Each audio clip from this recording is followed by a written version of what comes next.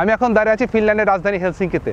আমাদের আজকে প্রথম গন্তব্যস্থান এই হেলসিঙ্কির সবচাইতে টুরিস্ট স্পট, নাম হলো সোমেলিনা। এটি সাগরের মাঝে একটি দুর্গ।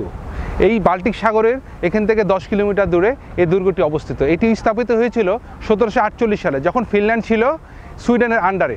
রাশিয়ার সাথে লড়াইয়ের জন্যেই তখন এই দুর্গটি স্থাপন করা হয় এবং এই দুর্গটিতে এখন রয়েছে 900টি লোকের বসবাস এবং এই দুর্গটিতে প্রতি বছরই এখানে 3,500 লোক রক্ষণাবেক্ষণের জন্য কাজ করে।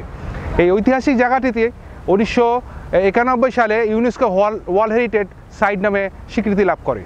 এই সোমেলিনাতে এখান থেকে যেতে সময় লাগে হয়তো 10 থেকে 15 মিনিট।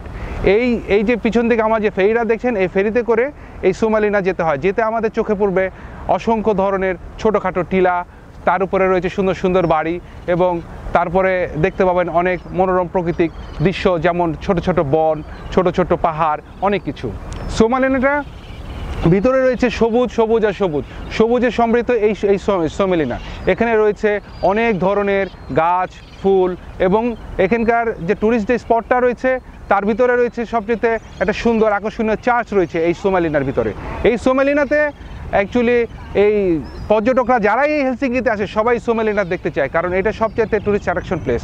এই সোমেলিনাতে রয়েছে অসংখ্য ছোট বড় ধরনের রেস্টুরেন্ট, কফি প্লেস এবং রয়েছে অসংখ্য ধরনের সাংস্কৃতিক অনুষ্ঠানের জন্য বিভিন্ন ধরনের ছোটোখাটো প্লেস।